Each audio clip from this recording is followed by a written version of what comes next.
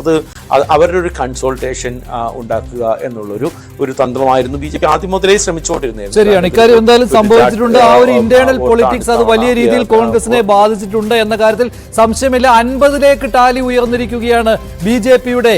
അതായത് 19 സീറ്റിന്റെ 10 സീറ്റിന്റെ വർധന. കഴിഞ്ഞ തവണ 40 സീറ്റുകളാണ് ഉണ്ടായിരുന്നെങ്കിൽ ഇത്തവണ 50ലേക്ക് BJP മാറിയിരിക്കുകയാണ്. കോൺഗ്രസിന് കഴിഞ്ഞ തവണത്തേക്കാൾ നില മെച്ചപ്പെടുത്താൻ കഴിഞ്ഞിട്ടുണ്ട് എന്ന് മാത്രമേ ഉള്ളൂ. അതിന് കാരണം മറ്റ് പാർട്ടികൾക്ക്, ചെറിയ പാർട്ടികൾക്ക് ടാലി തുറക്കുവാൻ പോലും കഴിഞ്ഞിട്ടില്ല. അതിൽ JJPയും ഉണ്ട്. ആം ആദ്മി പാർട്ടിക്കും 1 സീറ്റും ഇല്ല. INLD പ്ലസ് BSP 2 സീറ്റ്, സ്വതന്ത്ര 4. ഇതാണ് ഹരിയാനയുടെ ഏറ്റവും പുതിയ കണക്ക്. BJP 50 സീറ്റുകളിൽ. അഭിലാഷ്, ഇനിയൊരു തിരിച്ചുപോക്കില്ല എന്നുള്ള കാര്യത്തിൽ സംശയമില്ലല്ലോ. ഒന്നും സംഭവിക്കാൻ പോകുന്നില്ല. ഇനി സസ്പെൻസുകൾ അതിന്റെ അന്തിമ ഘട്ടത്തിലേക്ക് മാറുകയാണ്. ഇതാ പ്രേക്ഷകർ കാണുന്നു ആഘോഷത്തിന്റെ ദൃശ്യങ്ങൾ. അതായത് ഹരിയാനയിലെ BJP പ്രവർത്തകർ അവരുടെ ആഘോഷം ആരംഭിച്ചിരിക്കുന്നു.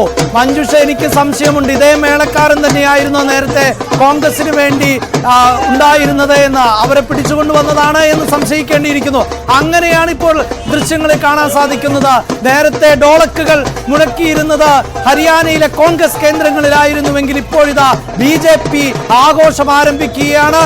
ലഡു വിതരണം അല്പസമയത്തിനകം ആരംഭിക്കും. അവരുടെ ആത്മവിശ്വാസം വർദ്ധിക്കുകയാണ്. മഞ്ജുഷ, BJPയുടെ സീറ്റ് നില, ലീഡ് നില 50ലേക്ക് ഉയർന്നിരിക്കുന്നു. കോൺഗ്രസിന്റേത് 34ലേക്ക് താഴ്ന്നിരിക്കുന്നു എന്നുള്ളതാണ്.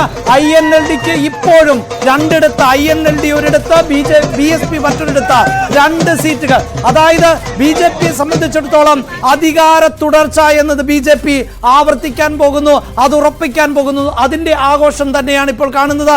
50ലേക്ക്. നേരത്തെ ജയറാം രമേശ് പറഞ്ഞതുപോലെ അല്ല സാഹചര്യം. വോട്ടുനിലയിൽ കാര്യമായ മാറ്റങ്ങളുണ്ട്. അതിൽ അപ്ഡേഷനുകൾ വന്നുകൊണ്ടേയിരിക്കുന്നുണ്ട്.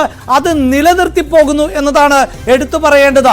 ഇവിടെ 50, 49, 47, 48 ആ നിലയിൽ മാത്രമാണ് BJPയുടെ ടാലി മാറുന്നത്. 46 എന്ന കേവല ഭൂരിപക്ഷത്തിന് മുകളിൽ ഇപ്പോഴും ആ ടാലി ലീഡ് നില നിലനിർത്തുന്നുണ്ട് BJP എന്നതായിരിക്കാം ഒരുപക്ഷെ കേന്ദ്ര നേതാക്കളെ അടക്കം, കോൺഗ്രസിന്റെ കേന്ദ്ര നേതാക്കളെ അടക്കം ചൊടിപ്പിക്കുന്നത് എന്നതാണ് പ്രധാനം. പക്ഷേ മഞ്ജുഷ്, ഇപ്പോഴും BJPയുടെ പ്രമുഖരായ കേന്ദ്ര നേതാക്കൾ ആരും തന്നെ പ്രതികരണവുമായി രംഗത്തെത്തിയിട്ടില്ല. ഒരു പക്ഷേ ഈ ഭരണം നിലനിർത്താൻ അല്ലെങ്കിൽ 50ലേക്ക് എത്തിയാൽ ഇനി നമുക്ക് BJPയുടെ സെൻട്രൽ ആസ്ഥാനത്ത്, ഡൽഹിയിലെ ആസ്ഥാനത്ത് ഒരിക്കൽ കൂടി നരേന്ദ്രമോദി ജനങ്ങളെ അഭിസംബോധന ചെയ്യുവാനുള്ള സാധ്യത തള്ളിക്കളയാനാകില്ല. പക്ഷേ അവിടെ മിന്നുന്ന ജയം ഉണ്ടാകണം. കാരണം മോദി ഫാക്ടർ അവസാനിക്കുന്നു, മോദി പ്രഭാവം അവസാനിക്കുന്നു എന്ന് പൊതുവെ വിലയിരുത്തപ്പെടുന്ന ഒരു രാഷ്ട്രീയ പശ്ചാത്തലമുണ്ട്. മോദി ഇല്ല എങ്കിലും BJPക്ക് 51, ഇതാ മഞ്ജുഷ് വീണ്ടും കൗണ്ട് മാറുകയാണ്. 51 സീറ്റുകളിൽ ഇപ്പോൾ BJP ലീഡ് ചെയ്യുന്നു എന്നുള്ളതാണ്. കേവല ഭൂരിപക്ഷമായ 46-നേക്കാൾ 5 സീറ്റുകളിൽ മുന്നിട്ട് നിൽക്കുന്നു. കഴിഞ്ഞ നിയമസഭാ തെരഞ്ഞെടുപ്പിനേക്കാൾ 11 സീറ്റുകളിൽ മേൽക്കൈ നേടുകയാണ് BJP.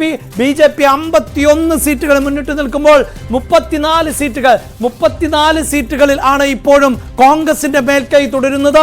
മറ്റുള്ളവർ 3 എന്നതിലേക്ക് ചുരുങ്ങുന്നു. അവിടെ ഒരു കാര്യം കൂടി എടുത്തു പറയേണ്ടത് മഞ്ജുഷ്, കഴിഞ്ഞ തവണ 8 സ്വതന്ത്രർ ഉണ്ടായിരുന്നു എങ്കിൽ അതാണ് ഇപ്പോൾ 3ലേക്ക് 5 പേരുടെ കുറവ്, 5 അംഗങ്ങളുടെ കുറവുണ്ടാകുന്നു.